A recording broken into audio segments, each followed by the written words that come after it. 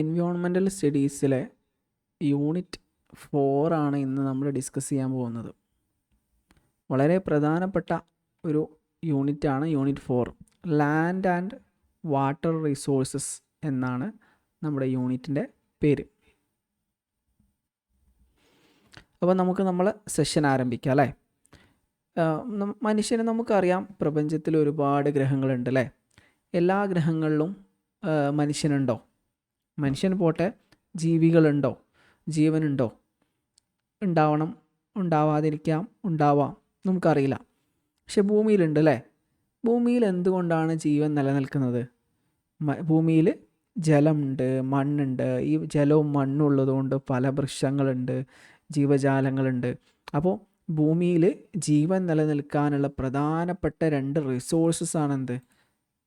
Generally പറയുകയാണെങ്കിൽ ലാൻഡിലെ റിസോഴ്സസും വാട്ടർ റിസോഴ്സസും.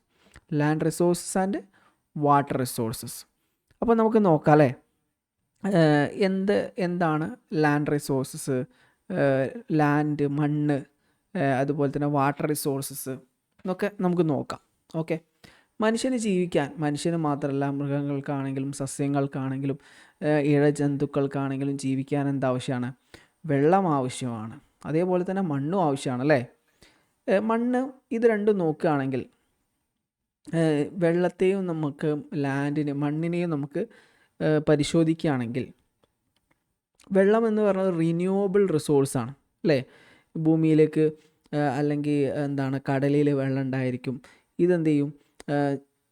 സൂര്യനിലെ താപനില കാരണം നീരാവിയായി അന്തരീക്ഷത്തിലേക്ക് പോകുന്നു. ഇത് പിന്നെ മഴയായി പെയ്യുന്നു. അത് ചെടികൾക്കും മണ്ണുകൾക്കും ഫലവൃക്ഷങ്ങൾക്കൊക്കെ ലഭിക്കുന്നു. വീണ്ടും അതെന്ത് ചെയ്യും? ഒലിച്ചിട്ട് നദികളിലേക്കും കടലിലേക്കും പോകുന്നു. ഇത് റീസൈക്കിൾ ചെയ്യുന്ന ഒരു സാധനമാണ് അല്ലേ. വെള്ളം എപ്പോഴും ഇങ്ങനെ റൊട്ടേറ്റ് ചെയ്തുകൊണ്ടിരിക്കും. ഭൂമിയിലേക്ക് വരും, പിന്നെ അത് നീരാവിയായിട്ട് ആകാശത്തേക്ക് പോകും, വീണ്ടും ഭൂമിയിലേക്ക് വരും. അപ്പോൾ അത് റീസൈക്കിൾ ചെയ്യുന്ന റിന്യൂവബിൾ റിസോഴ്സാണ്. എപ്പോൾ വേണമെങ്കിൽ എന്ത് ചെയ്യും? ഈ വെള്ളം റിന്യൂവബിൾ റിസോഴ്സസ് ആണ്. ഓക്കെ. ഇനിയിപ്പോൾ നല്ല മോശം വെള്ളമാണെങ്കിൽ അതെന്ത് ചെയ്യും? റീസൈക്കിൾ ചെയ്യാം. ഓക്കെ. പക്ഷേ മണ്ണ് എന്ന് പറഞ്ഞാൽ, മണ്ണ് അങ്ങനെ പെട്ടെന്ന് നോൺ റിന്യൂവബിൾ റിസോഴ്സാണ്. പെട്ടെന്ന് എന്ത് ചെയ്യാൻ പറ്റില്ല, അതിൻ്റെ ഫലപുഷ്ടി നഷ്ടപ്പെട്ട് കഴിഞ്ഞാൽ അത് തിരിച്ചെടുക്കാൻ കഴിയില്ല. മണ്ണ് വർഷങ്ങളോളം എൻവയോൺമെൻറ്റൽ പാരിസ്ഥിതിക മാറ്റങ്ങൾ സംഭവിക്കുന്നതിലൂടെയാണ് മണ്ണുണ്ടാവുന്നത്. അപ്പോൾ അതിന് ദീർഘകാല പ്രോസസ്സിലാണ് എന്ത് ചെയ്യുക, അതിന് ഫലപുഷ്ടി ലഭിക്കുന്നത്. പക്ഷേ നമുക്കറിയാം, വെള്ളം എന്ന് പറഞ്ഞാൽ അതിങ്ങനെ റൊട്ടേറ്റ് ചെയ്യും, ശുദ്ധീകരിച്ചും മഴയായിട്ടും ആകാശത്തേക്കും തിരിച്ചൊക്കെ വരുന്നതുകൊണ്ട് അതൊരു റിന്യൂവബിൾ റിസോഴ്സസ് ആയിട്ട് നമുക്ക് കണക്കാക്കാം. നമുക്ക് വെള്ളത്തെ പരിശോധിക്കുകയാണെങ്കിൽ, വാട്ടറിനെ പരിശോധിക്കുകയാണെങ്കിൽ നമുക്ക് കുറച്ചും കൂടി ഡീറ്റെയിൽ ആയിട്ട് നോക്കാം അല്ലേ. ഇത് ഒന്ന് ശ്രദ്ധിച്ചു നോക്കൂ. നമ്മൾ നേരത്തെ പറയുന്നത് സൂര്യനാണ് അല്ലേ. സൂര്യൻ്റെ സൂര്യപ്രകാശം വെള്ളത്തിൽ തട്ടുന്നു. ഇത് എന്ത് സംഭവിക്കാൻ കാരണമാകുന്നു? ഇവാപ്പറേഷൻ ഉണ്ടാവാൻ കാരണം അല്ലേ. അന്തരീക്ഷത്തിലേക്ക് വെള്ളം, ജലകണികൾ എന്ത് ചെയ്യും? അന്തരീക്ഷത്തിലേക്ക് പോകുന്നു. അത് പിന്നെ എന്ത് സംഭവിക്കുന്നു? മേഘമായിട്ട് എന്ത് ചെയ്യും? അന്തരീക്ഷത്തിൽ ഉണ്ടാവുന്നു. അത് മേഘം പിന്നെ സഞ്ചരിച്ച് എന്ത് ചെയ്യും? അത് വ്യത്യസ്ത പ്രദേശങ്ങളിലേക്ക് മേഘമായിട്ട് മാറുകയും അത് മഴയായിട്ട് എന്ത് ചെയ്യും? ഭൂമിയിൽ വർഷിപ്പിക്കുകയും ചെയ്യുന്നു. അതിങ്ങനെ എന്ത് ചെയ്യും? അത് ഒലിച്ച് നദീതീരങ്ങളിലേക്കും പോകുന്നുണ്ട്. മാത്രമല്ല അതെന്ത് ചെയ്യുന്നുണ്ട്? ഒരേ സമയം ചെടികൾക്കും എന്തുന്നുണ്ട്? അത് പ്രയോജനം ചെയ്യുന്നുണ്ട്. മണ്ണിനെയും ചെടികളെയൊക്കെ പ്രയോജനം ചെയ്യുന്നത്. ഇതിങ്ങനെ റീസൈക്കിൾ ചെയ്തുകൊണ്ടിരിക്കുന്നൊരു പ്രോസസ്സാണിത്, വാട്ടറിൻ്റെ പ്രോസസ്സ് എന്ന് പറഞ്ഞാൽ. വെള്ളം എന്ന് പറഞ്ഞാൽ അറ്റ്മോസ്ഫിയറിലും കടലിലും ലാൻഡിലും ഒക്കെ ഇവിടെ നിന്നുണ്ട്, വെള്ളമുണ്ട്. ഓക്കെ. ഇനി നമുക്ക് വെള്ളത്തെക്കുറിച്ച് കൂടുതൽ അടുത്തറിയാം. ഓക്കെ. നമുക്ക് ഭൂമി പരിശോധിച്ച് നോക്കുകയാണെങ്കിൽ ഭൂമിയിൽ ഏകദേശം 70% ഭൂമിയിൽ ഉള്ളത് വെള്ളമാണ്. ബാക്കി 30% മാത്രമേ എന്തുള്ളൂ? കരയുള്ളൂ. ഈ 70%-ൽ 97% സാൾട്ട് വാട്ടറാണ്. സാൾട്ട് വാട്ടർ എന്ന് പറഞ്ഞാൽ ഉപ്പ് ജലമാണ് ഭൂമിയിലുള്ളത്. ഈ 97% ഉപ്പ് ജലമാണെങ്കിൽ വെറും 3% മാത്രമേ ഫ്രഷ് വാട്ടർ നമ്മുടെ ഭൂമിയിലുള്ളൂ. ഈ 3% ഫ്രഷ് വാട്ടറും നോക്കുകയാണെങ്കിൽ, പരിശോധിച്ച് നോക്കുകയാണെങ്കിൽ അതിൻ്റെ 80% നോർത്ത് പോളിലും സൗത്ത് പോളിലും മഞ്ഞ് മലകളായി നിൽക്കുകയാണ്. ഓക്കെ, നമുക്കറിയാം ഭൂമിയുടെ നോർത്ത് പോളിലും സൗത്ത് പോളിലും മഞ്ഞ് മലകളുണ്ട്. ഈ മഞ്ഞ് മലകളിലാണ് എന്ത് ചെയ്യുന്നുണ്ട്, ഈ 3%-ൽ 80% വെള്ളവും മഞ്ഞായിട്ട് നിൽക്കുന്നുണ്ട്. ബാക്കി 20%-മാണ് ലിക്വിഡ് വാട്ടർ ഉള്ളത്. ഓക്കെ, അതായത് നമുക്ക് കുടിവെള്ളമായിട്ട് നമുക്ക് ലഭിക്കുന്നത് എന്താണ്, ഈ 20%-ആണ്. ഏതിൻ്റെ, ഈ 3%-ൻ്റെ 80 ഒടിച്ച് ബാക്കി 20. ഈ 20%-മാണ് നമ്മൾ കുടിക്കാൻ ഉപയോഗിക്കുന്നത് അല്ലേ. ഈ കുടിക്കാൻ ഉപയോഗിക്കുന്ന 20%-ൽ 98.4% ഗ്രൗണ്ട് വാട്ടറാണ്. അതായത് നമ്മളെ വീട്ടിലെ കിണറുകളിലും മറ്റൊക്കെയുള്ള ഭൂഗർഭജലമാണ് ഈ ശുദ്ധജലത്തിൽ 98.4% ഉള്ളത്. ബാക്കി 1% നമുക്ക് ലേക്കുകളിൽ കാണാൻ സാധിക്കും. ബാക്കിയുള്ള 0.2% മണ്ണിലുള്ള മോയ്സ്ചറിൽ നമുക്ക് കാണാൻ സാധിക്കും. പിന്നെ കുറച്ച് ഭാഗം റിവറിൽ നമുക്ക് കാണാൻ സാധിക്കും. അറ്റ്മോസ്ഫിയറിലും റിവറിലും കൂടി ബാക്കി ഭാഗങ്ങൾ കാണാൻ സാധിക്കും. അപ്പോൾ വെള്ളം എന്ന് പറഞ്ഞാൽ നമുക്കറിയാം ഭൂമിയിൽ ഇത്രയും അധികം വെള്ളമുണ്ട്.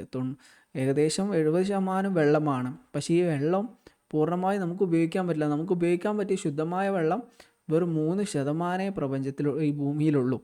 97%-ൻ്റെ ബാക്കിയൊക്കെ സാൾട്ട് വാട്ടറാണ്.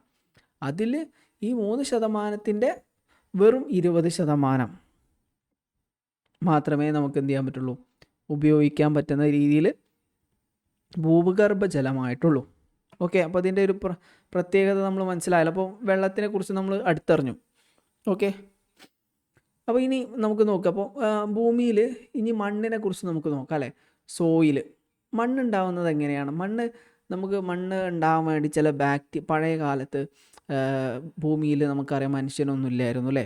ഭൂമിയിൽ നിന്ന് സൂര്യനിൽ നിന്ന് ഒരു തീഗോളമായിട്ട് പുറത്തു വന്ന ഒരു ഗ്രഹമായിരുന്നു ഭൂമി. അത് പിന്നെ കാലാകാലങ്ങളായിട്ട് തണുത്തുറഞ്ഞ മഴയായി മാറി.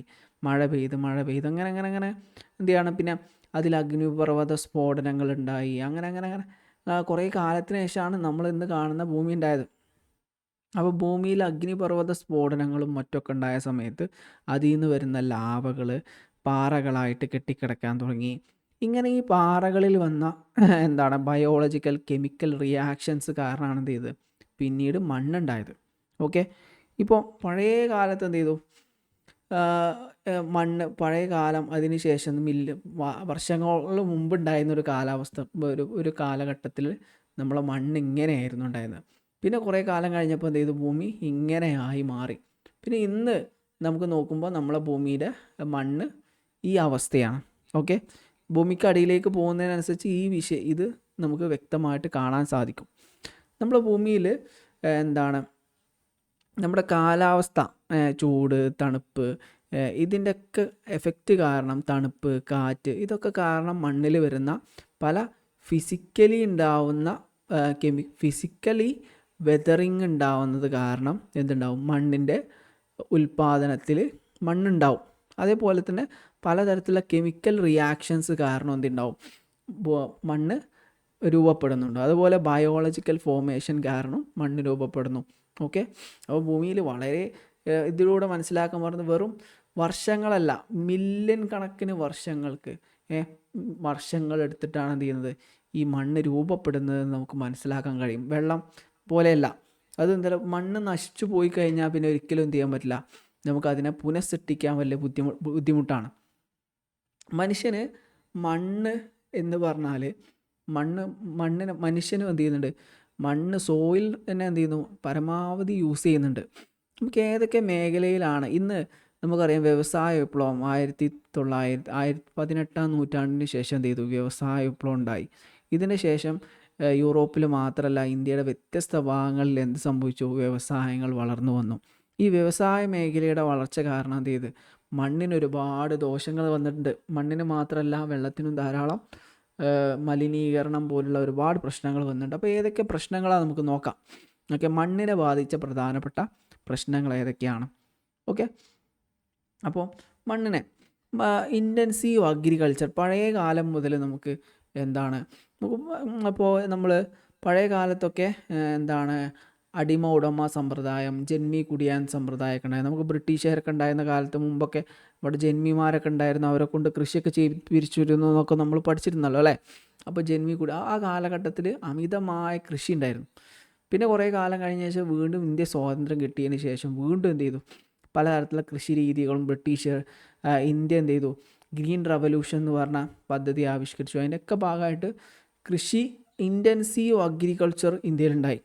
ഇതിൻ്റെ ഭാഗമായിട്ട് പലതരത്തിലുള്ള എന്താണ് ഒരു അനിയന്ത്രിത കൃഷി രൂപീകരിച്ചു.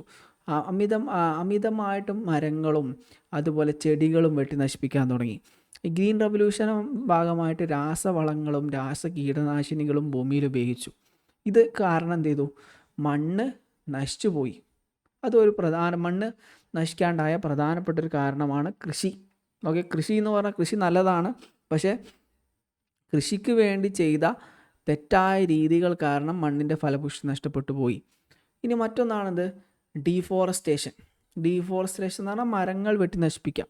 ഇപ്പോൾ നമ്മൾ ഭൂമി പല ആവശ്യങ്ങൾക്ക് വേണ്ടിയിട്ട് നമ്മൾ ഒരു പ്രദേശത്ത് നമ്മുടെ നാട്ടിൽ നിന്ന് നമ്മൾ യാത്ര ചെയ്യുന്ന സമയത്ത് നമുക്ക് കാണാൻ കഴിയും അല്ലേ, വലിയ വലിയ മലകൾ, പർവ്വതങ്ങൾ, ഇതൊക്കെ JCB കൊണ്ട് നിരത്തിയിട്ടുണ്ടാവും. ഇവിടെയുള്ള മരങ്ങളൊക്കെ വെട്ടി നശിപ്പിച്ചിട്ടുണ്ടാവും. ചിലപ്പോൾ കൃഷിക്ക് വേണ്ടിയിട്ടായിരിക്കും, ചിലപ്പോൾ എന്തെങ്കിലും സ്ഥാപനങ്ങൾ വരുന്നതിന് വേണ്ടിയിട്ടായിരിക്കും.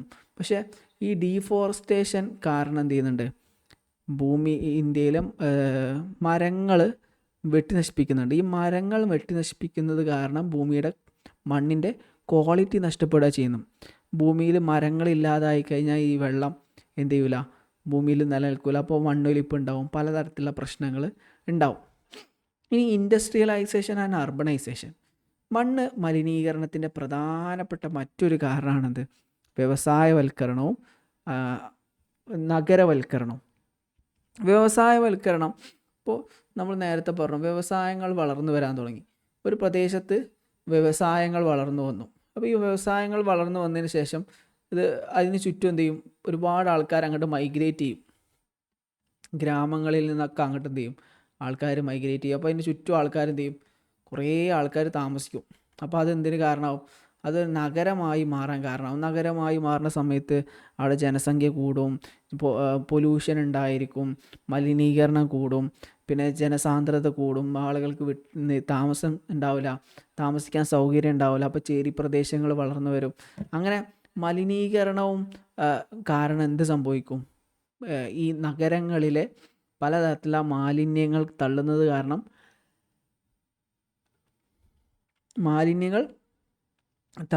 കാരണം എന്ത് ചെയ്യും, വെള്ളവും വായുവും മണ്ണും ഒക്കെ എന്ത് ചെയ്യുന്നു, മലിനമാവുന്നു. അപ്പോൾ ഇൻഡസ്ട്രിയലൈസേഷനും അർബണൈസേഷനും കാരണം എന്ത് സംഭവിക്കുന്നുണ്ട്, മലിനീകരണം സംഭവിക്കുന്നുണ്ട്, മണ്ണ് മലിനമാവുന്നുണ്ട്. ഡീഫോറസ്റ്റേഷൻ, മരങ്ങൾ വെട്ടി നശിപ്പിക്കുന്നത് കാരണം മണ്ണ് മലിനമാവുന്നുണ്ട്. അതേപോലെ തന്നെ എന്താണ്, ഇൻറ്റൻസീവ് അഗ്രികൾച്ചർ കാരണം എന്ത് ചെയ്യുന്നുണ്ട്, മണ്ണ് മലിനമായി മാറുന്നുണ്ട്. ഇനി നമുക്ക് നോക്കാം, നമുക്കറിയാം ഇത് നമുക്ക് നോക്കുകയാണെങ്കിൽ ഇതൊന്ന് ശ്രദ്ധിച്ച് നോക്കൂ. A major source of drinking water is facing human made crisis of depletion and pollution. അതായത് നമുക്കറിയാം ഏകദേശം 70% നമുക്ക് എന്ത് ചെയ്യുന്നുണ്ട്, 70% of all available water consumed by agricultural world wide. അപ്പോൾ മൊത്തം വെള്ളത്തിൻ്റെ 70%, ശുദ്ധജലത്തിൻ്റെ 70%വും എന്ത് ചെയ്യുന്നുണ്ടാണ്, കൃഷിക്ക് വേണ്ടിയിട്ട് നമ്മൾ ഉപയോഗിക്കുന്നുണ്ടെന്നാണ് പഠനങ്ങൾ പറയുന്നത്. അതുപോലെ തന്നെ നമുക്ക് മൊത്തത്തിൽ ഇന്ത്യ ലോകത്തിൻ്റെ മൊത്തമുള്ള കണക്കാണ്. ഇനി ഏഷ്യയിൽ മാത്രം പരിശോധിക്കുകയാണെങ്കിൽ 86% വെള്ളവും കൃഷിക്ക് വേണ്ടിയിട്ടാണ് എന്ത് ചെയ്യുന്നത്, യൂസ് ചെയ്യുന്നത്. അപ്പോൾ ഇവിടെ എന്താണ്, ഇതിൻ്റെ ഭാഗമായിട്ട് എന്ത് സംഭവിക്കുന്നുണ്ട്, ഈ മണ്ണിൽ മറ്റാവശ്യങ്ങൾക്ക് വേണ്ടി വെള്ളത്തെ മാറ്റി വയ്ക്കാൻ ഉള്ള സാഹചര്യം ഇല്ലാതാവുന്നു. ചുരുക്കി പറഞ്ഞാൽ അഗ്രികൾച്ചറിന് വേണ്ടിയിട്ട് കൃഷിക്ക് വേണ്ടിയിട്ട് കൂടുതൽ വെള്ളം എന്ത് ചെയ്യുന്നുണ്ട്, ഉപയോഗിക്കുന്നുണ്ട് എന്നാണ് പഠനങ്ങൾ പറയുന്നത്. ഓക്കെ, ഇപ്പോൾ ഇത് ഇനി നമുക്ക് മൊത്തത്തിൽ നമ്മളെ ഭൂമിയുടെ കിടപ്പിനെ കുറിച്ച് നോക്കുകയാണെങ്കിൽ, ഭൂമിയുടെ സോയിൽ ക്വാളിറ്റിയെക്കുറിച്ച് നമുക്ക് പഠിക്കുകയാണെങ്കിൽ ഇത് നോക്കാം. ഏകദേശം ഭൂമിയുടെ ഫലപുഷ്ടിയിൽ ഏകദേശം 680 മില്യൺ ഹെക്ടർ ഭൂമി എന്ത് ചെയ്യുന്നുണ്ട്, അതിൻ്റെ ഫലപുഷ്ടി പൂർണ്ണമായും നഷ്ടപ്പെട്ടിട്ടുണ്ട്. ഓക്കെ, ഏകദേശം 560 മില്യൺ ഹെക്ടറോളം ഡീഫോറസ്റ്റേഷൻ കാരണം എന്ത് ചെയ്യുന്നുണ്ട്, അതിൻ്റെ ഫലപുഷ്ടി നഷ്ടപ്പെട്ടിട്ടുണ്ട്. അതേപോലെ തന്നെ അഗ്രികൾച്ചർ കൃഷി പ്രോപ്പറായിട്ട് കൃഷി ചെയ്തതല്ലാത്തത് കൊണ്ട്, അതായത് രാസവളങ്ങളും രാസകീടനാശിനികളൊക്കെ ഉപയോഗിച്ചുകൊണ്ട് കൃഷി ചെയ്യുന്നത് കാരണം ഏകദേശം 550 മില്യൺ ഹെക്ടർ ഭൂമി എന്ത് ചെയ്യുന്നുണ്ട്, അത് കാരണം എഫക്റ്റ് ചെയ്തിട്ടുണ്ട്. ഇങ്ങനെ ഭൂമി എഫക്റ്റ് ചെയ്ത് പല മണ്ണൊലിപ്പിനൊക്കെ കാരണമായിട്ടുണ്ട്. അതേപോലെ തന്നെ ഏകദേശം നമ്മൾ ഫ്യൂൽ വുഡിന് വേണ്ടിയിട്ട് മരങ്ങൾ കത്തിക്കുന്നതിന് വേണ്ടിയിട്ടൊക്കെ മരം വെട്ടി നശിപ്പിക്കുന്നത് കാരണം 137 മില്യൺ ഹെക്ടർ എന്ത് ചെയ്യുന്നുണ്ട്, അത് കാരണം എഫക്റ്റ് ചെയ്തിട്ടുണ്ട്. അതുപോലെ ഇൻഡസ്ട്രിയലൈസേഷനും അർബണൈസേഷനും കാരണം ധാരാളം ഭൂമി എഫക്റ്റ് ചെയ്തിട്ടുണ്ട്. ചുരുക്കി പറഞ്ഞാൽ ഭൂമിയുടെ മണ്ണിൻ്റെ ഫലപുഷ്ടി പല രീതിയിൽ നശിക്കുന്നുണ്ട്. ഓവർ ഗ്രാസിങ് കാരണം നശിക്കുന്നുണ്ട്, ഡീഫോറസ്റ്റേഷൻ കാരണം നശിപ്പിക്കുന്നുണ്ട്, അഗ്രികൾച്ചറൽ മിസ്മാനേജ്മെൻറ്റ് കാരണം നശിക്കുന്നുണ്ട്. ഇതിനുമായി ബന്ധപ്പെട്ട് ധാരാളം പഠനങ്ങൾ നടന്നിട്ടുണ്ട്. ഇത് ഒരു ഗ്ലോബൽ ഇഷ്യൂ ആണ്. അതുകൊണ്ട് തന്നെ അന്താരാഷ്ട്ര സ്ഥാപനങ്ങൾ, UN അടക്കമുള്ള അന്താരാഷ്ട്ര സ്ഥാപനങ്ങൾ ഇതിനു വേണ്ടിയിട്ട് എന്ത് ചെയ്യുന്നുണ്ട്, ഇതിൻ്റെ പഠനങ്ങൾ നടത്തിയിട്ടുണ്ട്. ഇതിനെക്കുറിച്ച് വിശകലനം ചെയ്തിട്ടുണ്ട്. അതിനെക്കുറിച്ച് നമുക്ക് എന്ത് ചെയ്യാം, പിന്നീട് ചർച്ച ചെയ്യാം.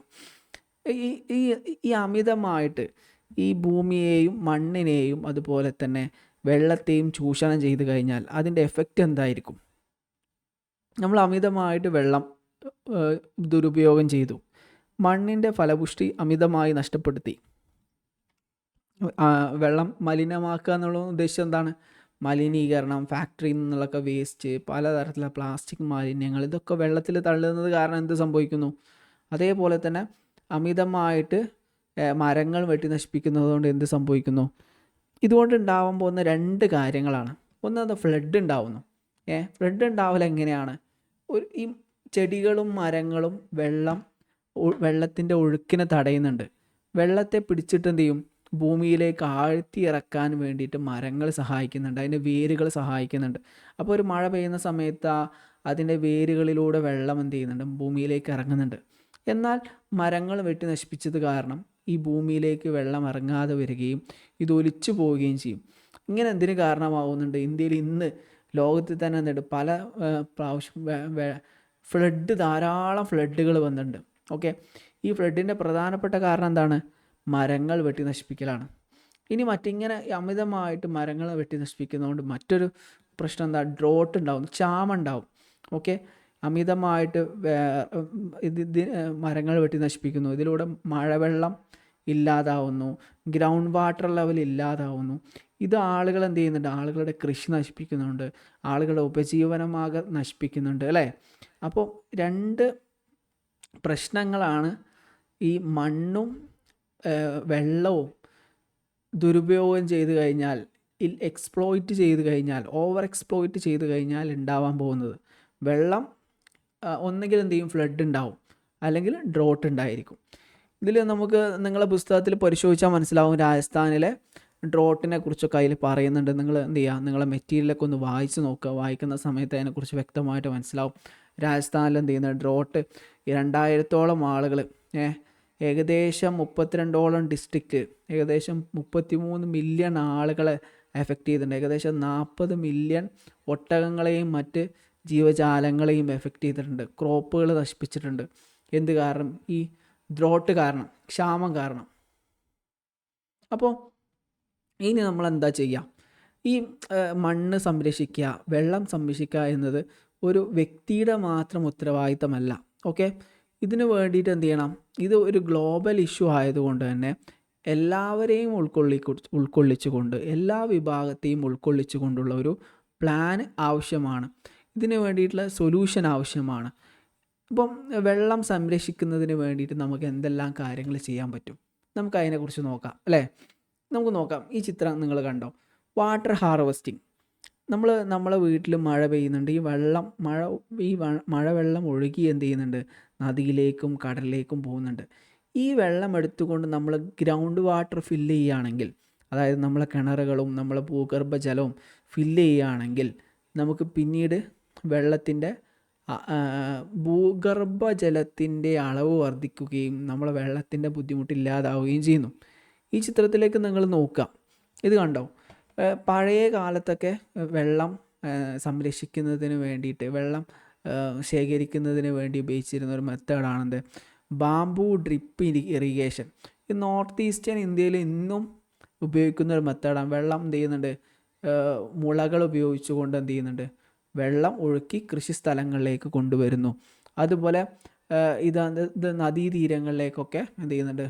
കൈവഴികളായിട്ട് വെള്ളം ഒഴുക്കി കൊണ്ടുവരുന്ന പഴയ രീതിയാണ്. എന്നാൽ ഇന്ന് വലിയ വലിയ കെട്ടിടങ്ങളിലൊക്കെ ഇപ്പോൾ നമ്മൾ രാഷ്ട്രപതി ഭവനിലൊക്കെ നമുക്ക് കാണാൻ പറ്റും എന്ത് ചെയ്യുന്നത്? റൂഫിലുള്ള വെള്ളം. രാഷ്ട്രപതി ഭവൻ മാത്രമല്ല, നമ്മുടെ നാട്ടിലൊക്കെ ഇത് കാണാം. വെള്ളം റൂഫിൽ വരുന്ന വെള്ളം എന്ത് ചെയ്യും? പൈപ്പിലൂടെ ശേഖരിച്ചിട്ട് എന്ത് ചെയ്യും? ഗ്രൗണ്ട് വാട്ടറിൽ ഫില്ല് ചെയ്യും. ഈ വെള്ളം ഫിൽട്ടർ ചെയ്തിട്ട് എന്ത് ചെയ്യും? ഭൂമിക്കടിയിലേക്ക് ഇറക്കും. അങ്ങനെ എന്ത് ചെയ്യും? നമ്മളെ ഭൂമിയുടെ ഭൂഗർഭജലത്തിൻ്റെ അളവ് വർദ്ധിക്കുന്നു. ഇതുമായി ബന്ധപ്പെട്ട ഹൈദരാബാദിലെ ഒരു പഠനം നമ്മൾ പുസ്തകത്തിൽ പഠിക്കുന്നുണ്ട്. ഓക്കെ, ഹൈദരാബാദിൽ വലിയ പ്രധാനപ്പെട്ട 2 നഗരങ്ങളാണത്, ഹൈദരാബാദ് ആൻഡ് സിക്കന്ദരാബാദ്. ഇവിടുത്തെ വർധനവ്, ജനസംഖ്യാ വർധനവും അവിടുത്തെ വ്യവസായ മേഖലയുടെ വളർച്ചയൊക്കെ കാരണം അവിടുത്തെ ഗ്രൗണ്ട് വാട്ടർ ലെവലിൽ ഒരുപാട് എന്തുണ്ടായി? കുറവ് സംഭവിച്ചു. അപ്പോൾ ഇതിനൊരു പരിഹാരം എന്നോണം ഒരു ആക്ഷൻ പ്ലാൻ എന്ത് ചെയ്യുന്നുണ്ട്? അവരെന്ത് ചെയ്തു? കുറച്ച് NGOസിനെയും കുറച്ച് സ്ത്രീകളെയും സർവീസ്മാനൊക്കെ ഉൾപ്പെടുത്തിയിട്ട് ഒരു പദ്ധതി ആവിഷ്കരിക്കുകയും ഗ്രൗണ്ട് വാട്ടർ ഫില്ലിങ്ങിന് വേണ്ടിയിട്ടുള്ള ടെക്നിക്സ് ആളുകൾക്ക് പറഞ്ഞു കൊടുക്കുകയൊക്കെ ചെയ്തു. ഇതിൻ്റെ ഭാഗമായിട്ട് എന്ത് ചെയ്തു? ഗ്രൗണ്ട് വാട്ടർ വർദ്ധിച്ചു എന്ന് പറയുന്ന ഒരു പഠനം നിങ്ങളുടെ പുസ്തകത്തിൽ പറയുന്നുണ്ട്. നിങ്ങളതൊന്ന് വായിക്കണം. വായിച്ചു കഴിഞ്ഞാൽ നിങ്ങൾക്ക് അതിനെക്കുറിച്ചൊരു ധാരണ കിട്ടും. ഓക്കെ, അപ്പോൾ നമുക്ക് എന്ത് ചെയ്യാം? ഇവിടെ നമുക്ക് നോക്കാം. ഇങ്ങനെ ഈ ഈ വെള്ളം സംരക്ഷിക്കുന്നതിലൂടെ ഈ ചിത്രത്തിലേക്ക് നോക്കാം. ഇത് പ്രയത്ന സമിതി ഉദയ്പൂരിലുള്ള ഇതൊക്കെ നിങ്ങളുടെ ടെക്സ്റ്റിൽ പറയുന്ന ഒരു കേസ് സ്റ്റഡിയാണ് കേട്ടോ. പ്രയത്ന സമിതിയുടെ ഭാഗമായിട്ട് എന്ത് ചെയ്തു? അവിടുത്തെ ഗ്രൗണ്ട് വാട്ടർ ലെവലും ഫില്ല് ചെയ്തത് കാരണം, വെള്ളം എത്തിച്ചത് കാരണം, ആ പ്രദേശത്ത് വെള്ളം എത്തിച്ചത് കാരണം ആ പ്രദേശത്ത് ഫലപുഷ്ടി ലഭിക്കുകയും കൃഷി യോഗ്യമാവുകയും ചെയ്തു. അതിനെക്കുറിച്ച് നിങ്ങൾ എന്ത് ചെയ്യണം? ഒന്ന് വായിക്കണം കേട്ടോ. ഓക്കെ, അത് നിങ്ങളുടെ ടെസ്റ്റിൽ പറയുന്നുണ്ട്. അതേപോലെ മറ്റൊരു കേസ് സ്റ്റഡി കൂടി പറയുന്നുണ്ട്. ഹനുമാൻവാസ് വികാസ് സമിതി, ഉദയ്പൂരിലുള്ള മറ്റൊരു ഹനുമാൻവാസ് വികാസ് സമിതി നടത്തിയൊരു അവരുടെ എഫേർട്ട് കാരണം എന്താണ്? ഒരു ഉപയോഗശൂന്യമായൊരു ഏരിയ ഫലപുഷ്ടമായ ഒരു ഏരിയ ആയി മാറി. അതെങ്ങനെയാണ് മാറിയത്? അതിനെക്കുറിച്ചൊക്കെ എന്ത് ചെയ്യാം? നിങ്ങൾ ടെക്സ്റ്റിന് പറയുന്നുണ്ട്. എന്താണ് അവിടെ എന്തായിരുന്നു ആദ്യം ഉണ്ടായിരുന്നത്? അവിടെ മൈനിങ് ആയിരുന്നു അവിടെ ഉണ്ടായിരുന്നത്. ഈ പ്രദേശത്തെ അവർ തട്ടായി അറേഞ്ച് ചെയ്യുകയും ചെടികൾ വെച്ച് പിടിപ്പിക്കുകയും വെള്ളം എന്ത് ചെയ്യുന്നുണ്ട്? ഒരു പ്രദേശത്ത് നിന്ന് ഒഴുക്കി കൊണ്ടുവന്നിട്ട് അവിടെ എത്തിക്കുകയും ചെയ്യുന്നതിലൂടെ ഈ ഭൂമിയിൽ ഫലപുഷ്ടി മെച്ചപ്പെടുത്താൻ എന്തിനെ സഹായിച്ചു? ഈ ഇവരുടെ പദ്ധതിക്ക് സഹായകമായി. ഓക്കെ, ഇനി പല രീതിയിൽ മണ്ണിനെ നമുക്ക് സംരക്ഷിക്കാം. ഇതിനെക്കുറിച്ചൊക്കെ നമ്മൾ 10ാം ക്ലാസ്സിലും പ്ലസ് ടുവിലൊക്കെ പഠിച്ചത് തന്നെയാണ്. ഈ മണ്ണൊലിപ്പ് തടയുന്നതിന് വേണ്ടിയിട്ട് എന്ത് ചെയ്യാം? ചെടികൾ വെച്ച് നടാം. ഇപ്പം ഇതെന്താണ്? ഇവിടെ നമ്മൾ ഈ ചിത്രം നമ്മൾ ശ്രദ്ധിക്കുക. Controlling soil erosion. ചെടികൾ വെച്ച് വെക്കുകയും അതിൻ്റെ ഇടയിൽ കൂടെ എന്ത് ചെയ്യും? കയർ നെറ്റ് വെക്കുകയും ചെയ്യും. അങ്ങനെ വരുന്ന സമയത്ത് മണ്ണ് എന്ത് ചെയ്യില്ല? ഒഴുകിപ്പോവില്ല. അല്ലെങ്കിൽ ചെക്ക് ഡാമുകൾ, ചെറിയ ചെറിയ ഡാമുകൾ വെക്കുമ്പോൾ മണ്ണ് വല്ലാതെ ഒഴുകിപ്പോവില്ല. അതുപോലെ വലിയ വലിയ മരങ്ങൾ വെച്ച് പിടിപ്പിക്കുന്നതിലൂടെ കാറ്റുകൾക്ക് മണ്ണിനെ വഹിക്കാനുള്ള ഭയങ്കര പവറുണ്ട്. അപ്പം നമ്മൾ ഈ മരുഭൂമിയിലൊക്കെ പോയി കഴിഞ്ഞാൽ ഈ മരുഭൂമിയിൽ മണൽക്കാറ്റുകളുണ്ടായിരിക്കും. മണൽക്കാറ്റുകൾ എങ്ങനെയാണ് ഉണ്ടാവുന്നത്? അത് അവിടെ ചെടികളില്ലാത്തത് കൊണ്ട് മണ്ണ് എന്ത് ചെയ്യുന്നുണ്ട്? ഈ കാറ്റ് വഹിച്ചു കൊണ്ട് പോകുന്നുണ്ട്. അപ്പോൾ ഈ മരങ്ങൾ അവിടെ ഉണ്ടാകുന്ന സമയത്ത് ഈ മണ്ണിനെന്ത് ചെയ്യും? ഈ ചെടികളെ സംരക്ഷിക്കും. പിന്നെ അതുപോലെ വെള്ളം ഈ ചെക്ക് ഡാമുകൾ കൊണ്ടുവരുന്ന സമയത്ത് അവിടെയൊക്കെ എന്ത് ചെയ്യുന്നത്? വെള്ളം കെട്ടി നിൽക്കുകയും ഈ കെട്ടി നിൽക്കുന്ന സ്ഥലത്തൊക്കെ ഫലപുഷ്ടമായ ചെടികളും മറ്റൊക്കെ എന്ത് ചെയ്യും? വരികയും ചെയ്യും. അതുപോലെ ക്രോപ്പ് റൊട്ടേഷൻ. ക്രോപ്പ് റൊട്ടേഷൻ എന്ന് പറഞ്ഞാൽ 1-2 വർഷത്തിലൊരിക്കൽ കൃഷി മാറ്റി ചെയ്യുക. ഇപ്പോൾ ഒരു സമയത്ത് ഒരു കൃഷി ചെയ്യുക, പിന്നെ ഒരു വർഷം കഴിഞ്ഞിട്ട് വേറെ കൃഷി ചെയ്യുക, അല്ലെങ്കിൽ ഒരു സമയത്ത് വേറെ കൃഷി, മറ്റൊരു സമയത്ത് വേറെ കൃഷി, വ്യത്യസ്ത കൃഷികൾ ചെയ്തുകൊണ്ട് ഭൂമിയുടെ ഫലപുഷ്ടി നിലനിർത്തുക എന്നുള്ളതാണ്. പിന്നെ മറ്റ് സാലിനിറ്റി മാനേജ്മെൻറ്റ് എന്ന് പറയുന്ന മറ്റൊരു സിസ്റ്റം. അതെങ്ങനെയാണെന്ന് വെച്ചാൽ, ഇപ്പോൾ നമ്മൾ കടൽ തീരങ്ങളിൽ നിന്ന് ഉപ്പുജലം കടത്തിവിടാം. അതായത് ഉപ്പുജലം ഒരു പ്രദേശത്തേക്ക് കടത്തിവിടുമ്പോൾ ഉപ്പുജലം ഇവിടെ കെട്ടി നിൽക്കുന്നു.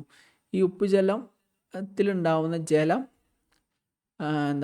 ഭൂമി ഗ്രൗണ്ട് വാട്ടറിലൂടെ ഒരു പ്രദേശത്തേക്ക് പോകുന്നു. ഉപ്പ് മാത്രം മുകളിൽ എന്ത് ചെയ്യുന്നുണ്ട്, കെട്ടി നിൽക്കുന്നുണ്ട്. അപ്പോൾ അതിലൂടെ നമുക്ക് ഉപ്പ് ഉണ്ടാക്കാനും ശുദ്ധജലം ഗ്രൗണ്ട് വാട്ടർ ഫില്ല് ചെയ്യാനും സഹായിക്കുന്നുണ്ട്. ഇത് മറ്റൊരു മെത്തേഡാണ്. അപ്പോൾ ഇവിടെ നമ്മൾ ഡിസ്കസ് ചെയ്തത് എന്താണ്? ഭൂമിയിൽ മനുഷ്യന് എന്ത് വേണം?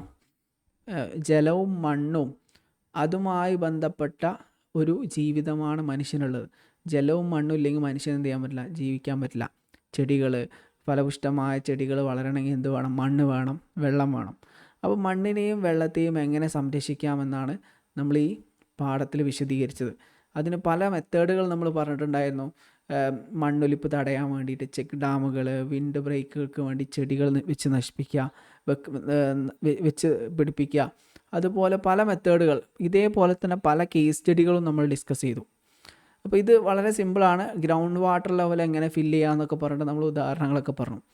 അപ്പോൾ ഇതാണ് ഇത്രയും നമുക്ക് ഇന്ന് ഡിസ്കസ് ചെയ്യാനുള്ളൂ. ഇത് വളരെ സിമ്പിളായിട്ടുള്ള ഒരു ചാപ്റ്ററാണ്. ഇതിനെക്കുറിച്ച് നിങ്ങൾക്ക് ഓൾറെഡി അറിയുന്ന കാര്യങ്ങൾ തന്നെയാണ് ഞാൻ പറഞ്ഞിട്ടുള്ളൂ. അപ്പോൾ ഇതുമായി ബന്ധപ്പെട്ട് ആർക്കെങ്കിലും എന്തെങ്കിലും സംശയം ചോദിക്കാണ്ടെങ്കിൽ ചോദിച്ചോളൂ. ഇത് അത്ര ബുദ്ധിമുട്ടുള്ള ഒരു ചാപ്റ്റർ അല്ല. വളരെ എളുപ്പത്തിൽ മാർക്ക് സ്കോർ ചെയ്യാൻ പറ്റുന്ന ഒരു ചാപ്റ്ററാണിത്.